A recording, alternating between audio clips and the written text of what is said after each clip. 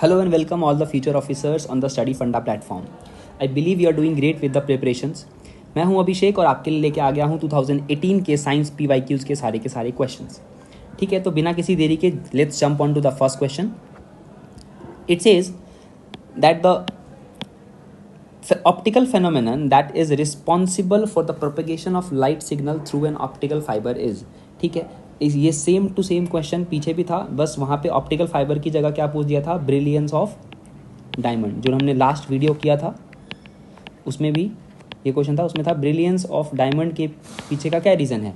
तो आई hope you have got the answer, that is total internal reflection और TIR.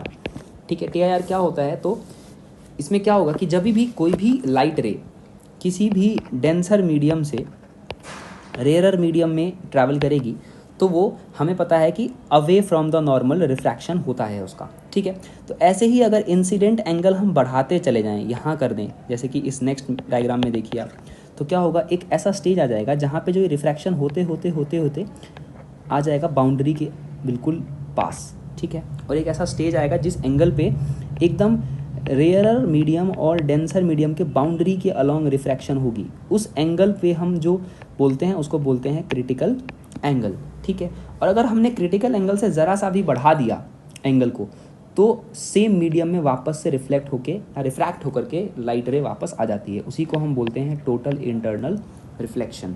ठीक है, I hope that's clear with you. Optical fibre में भी यही है, ब्रिलियंस ऑफ डायमंड के पीछे का रीज़न भी यही है. ठीक है, चलिए देखते हैं next question. It says that which of the following statements about optical microscope is correct. ठीक है, देखते हैं. both the eyepiece and objective of a microscope are convex lenses. ठीक है, ये बिल्कुल सही है. यहाँ पे eyepiece हो गया और यहाँ पे objective lenses होते हैं, दोनों की दोनों क्या होते हैं, convex होते हैं. ठीक है, तो ये सही है. the magnification of a microscope increases with increase in focal length of the objective. ये गलत है. अगर फोकल लेंथ बढ़ जाएगा तो मैग्नीफिकेशन क्या हो जाएगा, कम हो जाता है, तो ये इन्वर्सली प्रोपोर्शनल होता है, ये गलत है. देन आते हैं the magnification of microscope depends upon the length of the microscope tube. ठीक है, जैसे जैसे ट्यूब का लेंथ बढ़ेगा वैसे वैसे मैग्नीफिकेशन भी बढ़ता जाएगा, ये सही है. देन आते हैं the eye piece of a microscope is a concave lens. नहीं, ये अभी हमने फर्स्ट ऑप्शन के हिसाब से आप देख लोगे तो ये क्या है, गलत हो जाएगा. तो हमारा हो जाता है 1 और 3 आंसर. ठीक है, चलिए देखते हैं नेक्स्ट क्वेश्चन.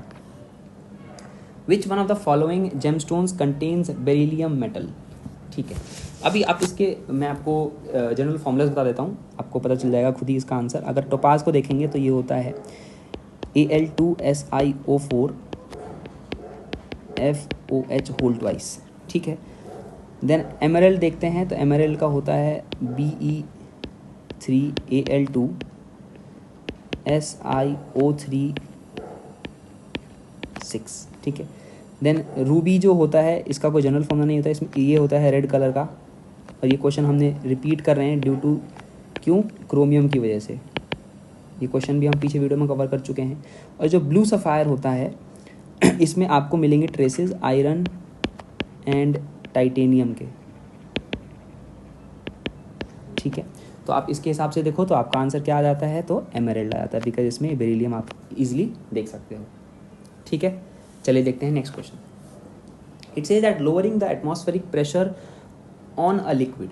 ठीक है, तो उससे क्या होगा, उसके बॉइलिंग पॉइंट पे क्या इफेक्ट होगा. तो जैसे ही हम प्रेशर को कम करते हैं, ठीक है, तो बॉइलिंग पॉइंट भी क्या होता है, कम हो जाता है. ये फेनोमेना होता है, इसकी वजह से ही जो हिली एरियाज़ में खाना जल्दी से पक जाता है. ठीक है, एक्चुअली में पकता नहीं, उसका बॉइलिंग पॉइंट जल्दी से अचीव हो जाता है. ठीक है, तो बॉइलिंग पॉइंट क्या होता है, डायरेक्टली प्रोपोर्शनल होता है प्रेशर के. अगर हम प्रेशर बढ़ाएंगे बॉइलिंग पॉइंट बढ़ जाएगा, अगर प्रेशर कम करेंगे बॉइलिंग पॉइंट कम हो जाएगा. So according to that our answer will be option B, it lowers the boiling point of the liquid. Then देखते हैं question number 5.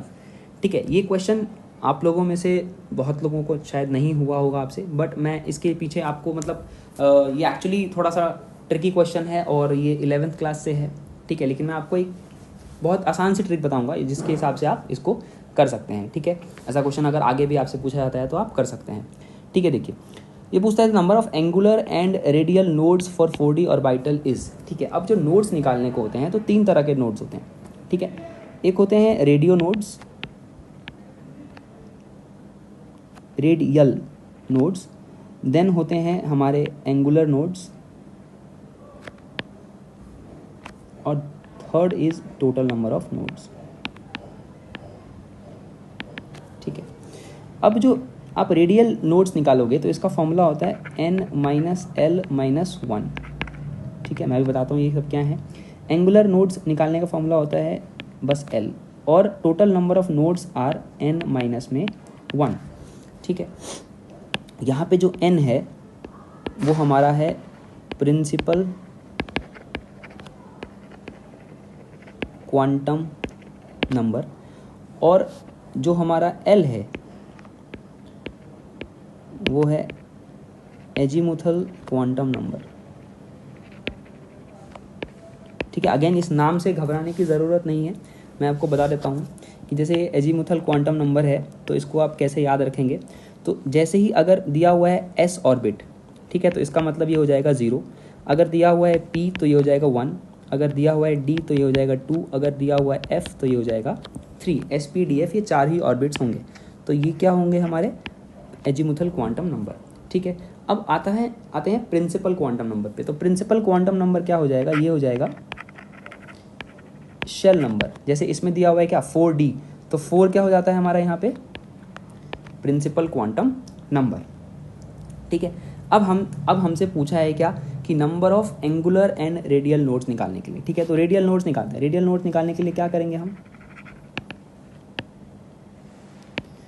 n minus L minus one. ठीक है, n क्या है हमारे पास 4s दिया हुआ है ना, 4s दिया हुआ है, तो 4 is are principal quantum number, तो ये 4 हो जाएगा, माइनस l क्या दिया हुआ है, l इज एजीमुथल, तो यहाँ पे है d मीन्स 2, माइनस 2 माइनस 1, तो हमारे पास रेडियल नोड्स जो आ जाएंगे वो आएंगे 4 माइनस 2 माइनस 1 इज 1। ठीक है, फिर आते हैं एंगुलर नोड्स पे। एंगुलर नोड्स मतलब l, और l हमारा that is azimuthal quantum number, azimuthal quantum number, और यहाँ पे l क्या दिया हुआ है, तो d इक्वल्स टू 2, तो यहाँ पे हम आंसर आ गया 2। ठीक है, अब देखिए पूछा है एंगुलर एंड रेडियल, तो एंगुलर है 2, रेडियल है 1, तो हमारा आंसर आ जाता है ऑप्शन ए। ठीक है, आपको सिर्फ ये नंबर्स याद रखने हैं कुछ, और आपका ये क्वेश्चन बहुत ईजिली सॉल्व हो जाएगा। ठीक है, अगर समझ नहीं आया प्लीज़ दोबारा से रिवाइंड करके इस क्वेश्चन को देखिए। I hope you will understand this. ठीक है, चलो ठीक है, नेक्स्ट क्वेश्चन देखते हैं। It says that which one of the following statements about proteins in mammalian cells is correct. ठीक है, अब देखिए first, protein in mammalian cells are synthesised in cell membrane. नहीं, ये क्वेश्चन गलत है, ये ऑप्शन गलत है। ठीक है, अब नेक्स्ट ऑप्शन देखिए, protein in mammalian cells are not synthesised in cell membrane but directly absorbed from food. नहीं, ये भी गलत है। ठीक है, proteins in mammalian cells are synthesised in rough endoplasmic reticulum, ये ऑप्शन बिल्कुल सही है। ठीक है, ये मैंने आपसे ऑप्शन इसलिए पढ़े because I want you to understand this. हम इसको पिछले जो भी हमने 3 वीडियोज़ करे हैं, हमने तीनों वीडियोज़ में इसको कवर किया है हर बार, कि जो एंडोप्लाज्मिक रेटिकुलम होता है, एंडोप्लाज्मिक रेटिकुलम, वहाँ पे होता है प्रोटीन का सिंथेसिस।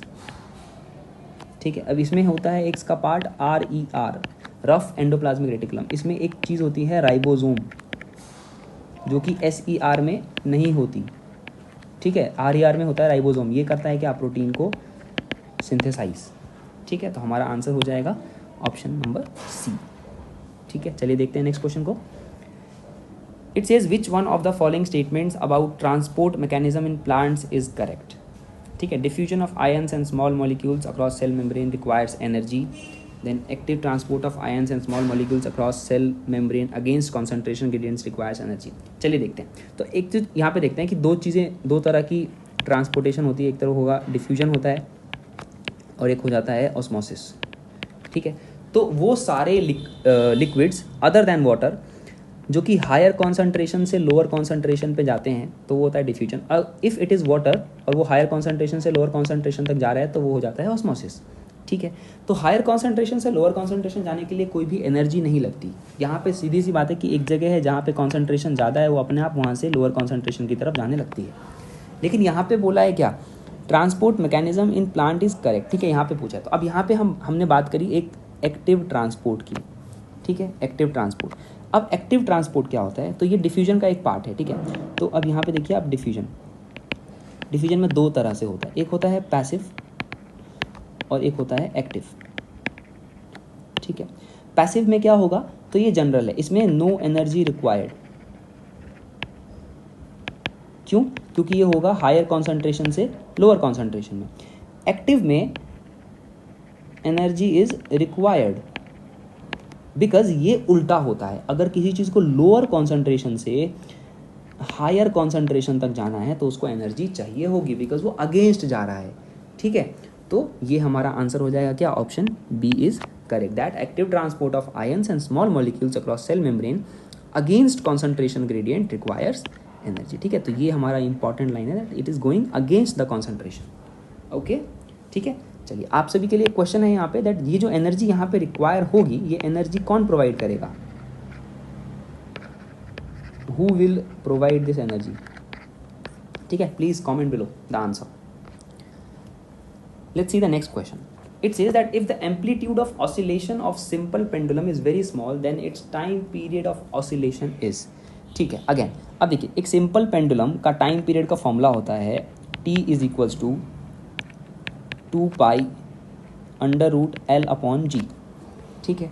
अब यहाँ पे आप देख लीजिए, जो टाइम पीरियड है डायरेक्टली प्रोपोर्शनल है L के square root of length and it is inversely proportional to the square root of gravity, ठीक है। इतना हमने क्लियर देख लिया है। अब देखते हैं आगे, depends on the length of the pendulum L, okay. देखते हैं फर्स्ट, ये फर्स्ट हो गया।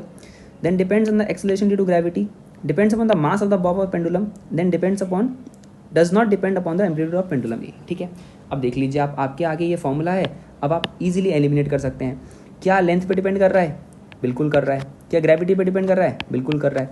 क्या मास की बात कहीं भी हो रही है इस फॉर्मूले में? नहीं हो रही है, तो ये ऑप्शन ही गलत है। देन आते हैं 4, does not depend upon the amplitude of pendulum, कहीं भी पेंडुलम की एम्पलीट्यूड की बात नहीं हो रही अगेन फॉर्मूले में, और ये भी यही बोल रहे थे इट डज नॉट डिपेंड, तो ये ऑप्शन भी सही हो गया। तो हमारा आंसर क्या हो गया? ऑप्शन 1, 2 एंड 4, ठीक है। इसके अलावा एक और चीज़ बताता हूँ मैं आपको, द पेंडुलम से रिलेटेड होता है, कई बार पूछते हैं that what is the time period of second pendulum, second pendulum का टाइम पीरियड कितना है, ठीक है। तो सेकेंड पेंडुलम का टाइम पीरियड होता है 2 सेकेंड्स, ठीक है। आपको बस याद रखना है, ठीक है।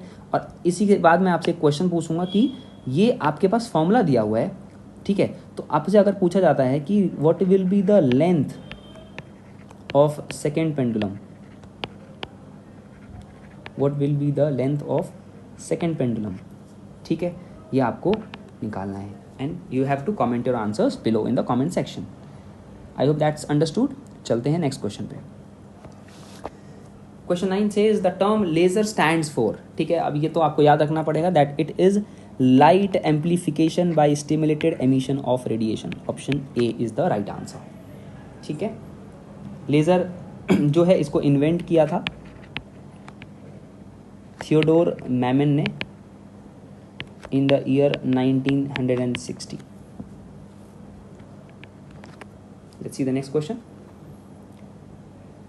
Okay, it says that which of the following statements about carboxylic acids are correct, ठीक है। तो हमको पता है कार्बोक्सिलिक एसिड्स क्या होते हैं, कार्बोक्सिलिक एसिड्स होते हैं COOH ग्रुप के, ठीक है।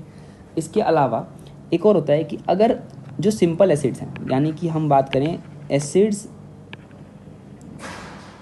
Having less than 5 carbon atoms, ठीक है, तो ये जो होंगे वो सॉल्यूबल होंगे वाटर में, ठीक है। और इसका उल्टा, अगर कोई ऐसा एसिड है हैविंग मोर देन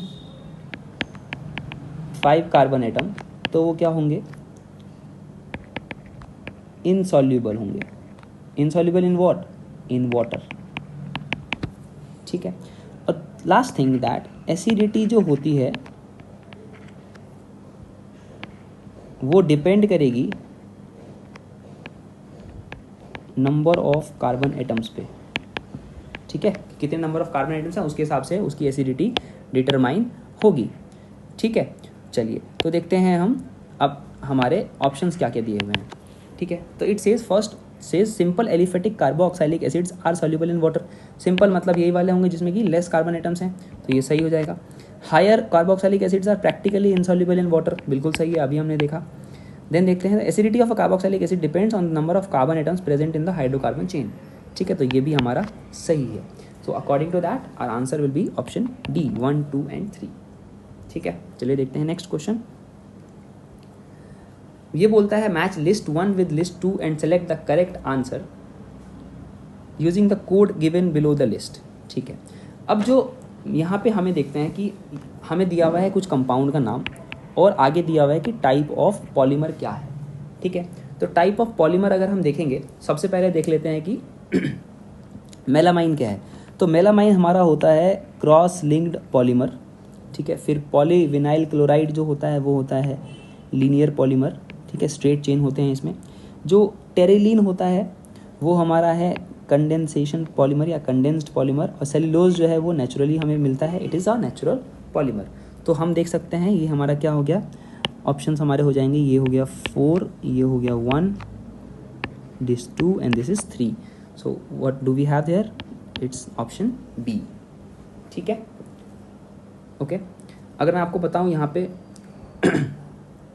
कुछ और एग्जांपल्स बताऊं, जैसे तो अगर लीनियर की बात करें, ठीक है, तो हमारा एक होता है इसमें हाई डेंसिटी पॉलीथीन। ठीक है, अगर बात करें क्रॉस लिंक्ड पॉलीमर की, ठीक है, तो इसमें क्या होता है, इसमें होगा बेकेलाइट, ठीक है, एंड मेलामाइन ऑब्वियसली। ठीक है, देन हम आगे देखते हैं तो कंडेंस पॉलीमर क्या होते हैं हमारे। कंडेंसेशन पॉलीमर में हमारा आ जाता है terylene which is here given, then nylon 6,6। ठीक है, और बेकेलाइट भी है एक कंडेंस पॉलीमर। ठीक है, और टेरिलीन का एक और नाम होता है डैक्रॉन। ठीक है, देन लास्ट देखते हैं नेचुरल पॉलीमर। नेचुरल में आ जाएगा हमारा रबड़, cellulose, starch, proteins etcetera etcetera. ठीक है, आई होप दैट्स क्लियर। चलिए देखते हैं नेक्स्ट क्वेश्चन को। It says that which one of the following process is not a part of long wave radiation. ठीक है, आपको ऑप्शंस देख के शायद थोड़ी प्रॉब्लम हो सकती है, बट जिनको नहीं होगी उनके लिए बहुत ही ज़्यादा इजी क्वेश्चन है, बिकॉज ये सीधा सीधा दिख रहा है। Option B scattering. स्कैटरिंग का रेडिएशन से कोई लेना देना है ही नहीं। ठीक है, कोई भी लेना देना नहीं है। तो अगर हम जनरली देखिए लॉन्ग वेव रेडिएशंस होते क्या हैं, तो लॉन्ग वेव रेडिएशंस एक्चुअली क्या है कि अर्थ और उसके एटमॉस्फेयर से कुछ थर्मल रेडिएशन स्केप करते हैं स्पेस की तरफ। ठीक है, टुवर्ड्स स्पेस निकलते हैं, जिनकी वेवलेंथ होती है 3 माइक्रोमीटर टू 100 माइक्रोमीटर। ठीक है, कहाँ की तरफ निकलते हैं, तो स्पेस की तरफ निकलते हैं। ये होते हैं लॉन्ग वेव रेडिएशंस। ठीक है, तो conduction will be an answer, मतलब will be a part, convection will be a part, radiation will be a part, but scattering will not be a part. So that is our answer. Let's see the next. It says that which one of the following statements about blood elements is correct. ठीक है, so red blood cell number is same as that of white blood cell and platelets. Okay, देखते हैं अगर blood में हम देखते हैं तो क्या क्या होता है। RBC होगा, WBC होगा और प्लेटलेट्स होंगे। ठीक है, अगर हम इसका ऑर्डर लगाएंगे ना तो सबसे ज़्यादा होते हैं RBCs, फिर उसके बाद होते हैं हमारे प्लेटलेट्स और उसके बाद होते हैं हमारे WBC। अगर आप देखोगे कि कितने होते हैं तो RBCs are generally found like 5 lakh पर माइक्रोलीटर। ठीक है, जो प्लेटलेट्स होते हैं वो होते हैं 1.5 लाख से लेकर के 4.5 लाख पर माइक्रोलीटर। ठीक है, और अगर WBCs को देखोगे आप तो ये होते हैं लगभग 5,000 टू 10,000 पर माइक्रोलीटर। ठीक है, आपको ये क्लियर है यहाँ तक। ठीक है, अगर RBCs को अगर देखें, RBCs का एक नाम होता है। RBCs को किस नाम से हम बुलाते हैं, जो आप ब्लड टेस्ट पे देखोगे लिखे होते हैं erythrocytes, then platelets are called thrombocytes. ठीक है, and WBCs are called leukocytes. Alright. सबसे ज़्यादा कहाँ क्या होते हैं, आरबीसीज, फिर प्लेटलेट्स, फिर डब्ल्यूबीसीज। तो अब देखते हैं ऑप्शंस। तो पहला तो गलत हो गया, क्या ये बोल रहा है आरबीसी का नंबर वाइट ब्लड सेल जितना होगा, नहीं, गलत है। Number of white blood cell is more than red blood cell, गलत हो गया। The number of red blood cell is the highest, एकदम सही है। Number of red blood cell is lower than the platelet, ठीक है, तो ये भी गलत है। ऑप्शन नंबर सी हमारा सही है। चलिए देखते हैं next question. Which one of the following statements regarding muscle contraction and relaxation is correct, ठीक है। देख एक चीज़ देखिए इसमें, अब होता क्या है, ये हमारा जनरल ये क्या है, मसल है हमारा, ठीक है, स्केलेटल मसल है, स्केलेटल मस्कुलर टिश्यूज, ठीक है। अब ये ना छोटे छोटे चीज़ों से मिलकर बनाता है, जिसको कि ये जो एक पार्ट है इसको हम बोलते हैं मायोफाइब्रिल, ठीक है। इस मायोफाइब्रिल का जूम्ड आउट पिक्चर है यहाँ पे दिया हुआ। आप यहाँ पे देखोगे तो क्लियरली आपको दिखेगा कि ये मायोफाइब्रिल के बीच बीच में ये नेट लाइक स्ट्रक्चर, जो ये ब्लूइश स्ट्रक्चर देख रहे हो आप, ठीक है, ये होते हैं क्या, ये होते हैं सार्कोप्लाज्मिक रेटिकुलम,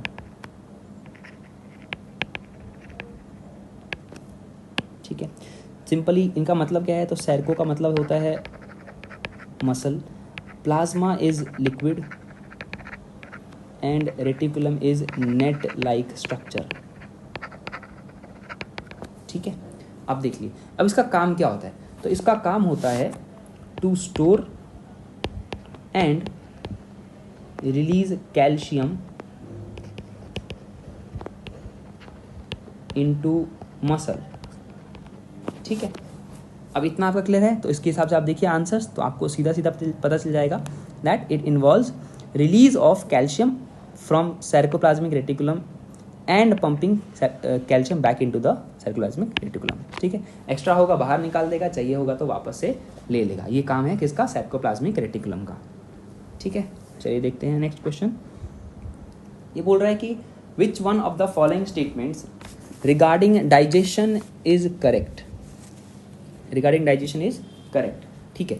तो it says first option is fat present in the food is digested by trypsin and chymotrypsin, ठीक है, ये गलत हो गया क्योंकि जो फैट होता है उसको डाइजेस्ट करते हैं लाइपेज, ठीक है। जैसे भी यहाँ पे नाम आ जाता ना लास्ट में IN, इसका मतलब ये प्रोटीन को डाइजेस्ट कर रहा होगा, ठीक है। फिर आते हैं starch of food is digested bye lipases, ठीक है, तो ये गलत हो गया क्योंकि लाइपेज किसको डाइजेस्ट करता है, फैट को। स्टार्च को जो डाइजेस्ट करते हैं उनका नाम होता है, उस एंजाइम का नाम होता है एमाइलेज, ठीक है। फिर देखते हैं, ये भी गलत हो गया, sorry, fat of food is digested bye lipases, ठीक है, हाँ, तो ये सही होगा क्योंकि अभी हमने इसको किया था, ठीक है। फिर होता है nucleic acid is digested by amylases, ठीक है, नहीं, ऐसा ये भी गलत है, बिकॉज जो न्यूक्लिक एसिड हैं DNA RNA इनको डाइजेस्ट करने के लिए एक एंजाइम होता है, उसको बोलते हैं न्यूक्लियसिस, ठीक है। I hope you have understood this, so therefore our answer is option C. Let's see the next question. It says that which one of the following statements is correct, ठीक है। So in photosynthesis by green plants carbon dioxide is used for making carbohydrate, पहला ही option हमारा सही हो गया, ठीक है। आगे देखिए, during photosynthesis plants use oxygen for making carbohydrate, बिल्कुल भी नहीं। आप इस इक्वेशन को देख लीजिए, प्लांट कहाँ किसको यूज़ करेगा, कार्बन डाइऑक्साइड को यूज़ करता है, ठीक है, ये गलत है। Carbohydrate generally generated by plants comes from soil, नहीं, सॉइल से तो सिर्फ मिनरल्स एंड वाटर्स आते हैं। The carbohydrate generated by plants comes from urea, बिल्कुल भी नहीं, ये भी गलत है, ठीक है। तो हमारा ऑप्शन ए तो सही है, ठीक है। चलिए देखते हैं next question. Which one of the following statements regarding insulin hormone is correct, ठीक है। अब इंसुलिन क्या होता है, तो इंसुलिन लास्ट में ही IN है, इसका मतलब ये क्या होगा, प्रोटीन हार्मोन, ठीक है।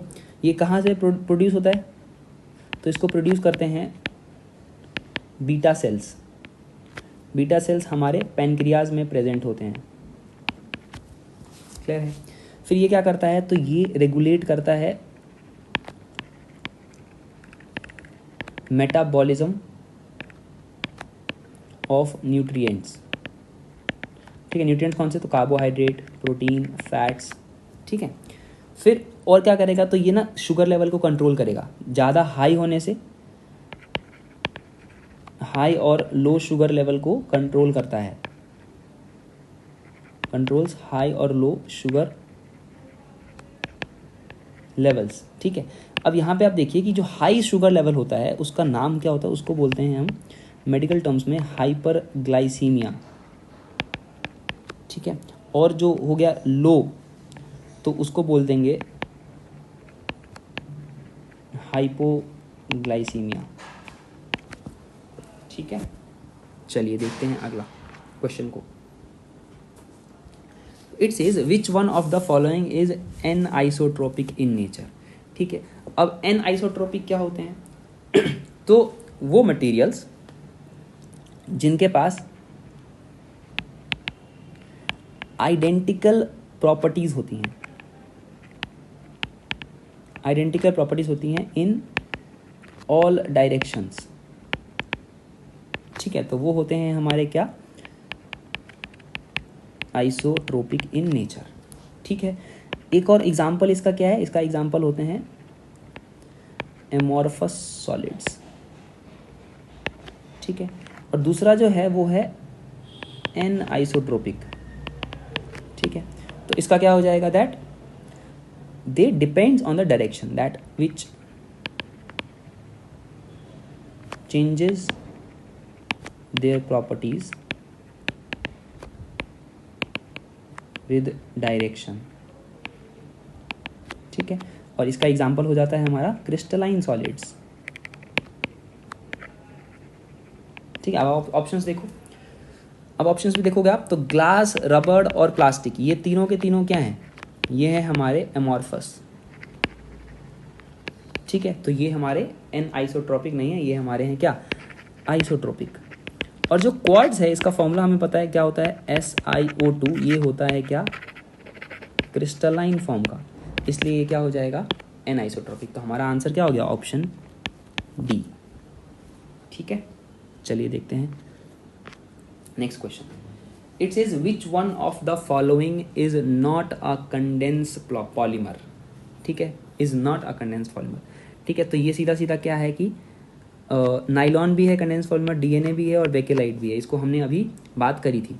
जो पॉलीथीन है वो क्या है, it is an addition polymer, addition polymer, तो ये हमारा आंसर नहीं होगा। ठीक है, चलिए देखते हैं अगला क्वेश्चन। ओके, ये असर्शन है, रीजन बेस्ड क्वेश्चन है। तो इसमें क्या बोल रहा है, first statement says that sound waves can travel through vacuum. नहीं, ये गलत है, sound waves can not travel through vacuum. Sound waves को क्या चाहिए, medium is necessary, medium is necessary. Then light is an electromagnetic wave and can travel through vacuum. ठीक है, light can travel through vacuum. तो assertion reason में ये आपको बहुत ही ईजी पड़ जाता है जब हमारा एक ऑप्शन गलत हो जाता है। ठीक है, तो फिर बहुत ये ईजी है क्योंकि सी डी और डी में से ही एक आंसर होगा उसके बाद। तो देखिए फर्स्ट ऑप्शन गलत है, तो मतलब statement 1 is false but statement 2 is true, तो इसका आंसर हमारा क्या हो जाएगा, डी।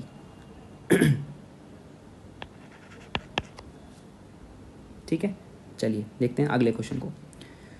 इट सेज, ये भी सेम ही पैटर्न का क्वेश्चन है। अ compass needle placed near a current carrying wire will get deflected. ठीक है, ऐसा होता है। ठीक है, because a current carrying wire creates magnetic field around it. ठीक है, तो ये दोनों ही स्टेटमेंट्स सही हैं। और ये जो अब अगर आप इसके हिसाब से इन ऑप्शंस को देखोगे तो क्या बोल रहा है ये वाला, कि both statements are individually true and statement 2 is correct explanation of statement A. अब करेक्ट एक्सप्लेनेशन कैसे पता चलेगा, तो आप फर्स्ट स्टेटमेंट को पढ़ो, उसके बाद आप लगा सकते हो दस, देयरफॉर या बिकॉज, और फिर सेकेंड स्टेटमेंट को पढ़ो। So you can read it like that a compass needle place near a current carrying wire will get deflected because a current carrying wire creates magnetic field around it. ठीक है, it is very much sensible and logical statements. ठीक है, तो इसीलिए इसका answer क्या हो जाएगा, ए। ठीक है, यहाँ पे आप देखिएगा तो both the statements are individually true and statement 2 is the correct explanation of statement 2। ठीक है, स्टेटमेंट 1 है ना, तो ये हमारा आंसर इसका हो जाएगा ए। ठीक है, ये फेनोमेना जो होता है magnetic effect of electric current, इसको डिस्कवर किया था किसने, तो हैंस क्रिश्चियन ऑर्स्टेड। ठीक है, साइंटिस्ट थे जिन्होंने ये फेनोमेना को सबसे पहले डिस्कवर किया था। ठीक है, चलिए, so that's it for today's session. You can contact us on the WhatsApp number for any queries, and if you have any doubts you can comment below. in the comment section. You will find the link description in the Telegram channel. You can join there for the latest updates. Thank you for supporting us. Keep loving us like that. We'll be back with a more interesting and amazing session of Science PYK 2017. Till then, stay tuned. Bye bye. Jai Hind.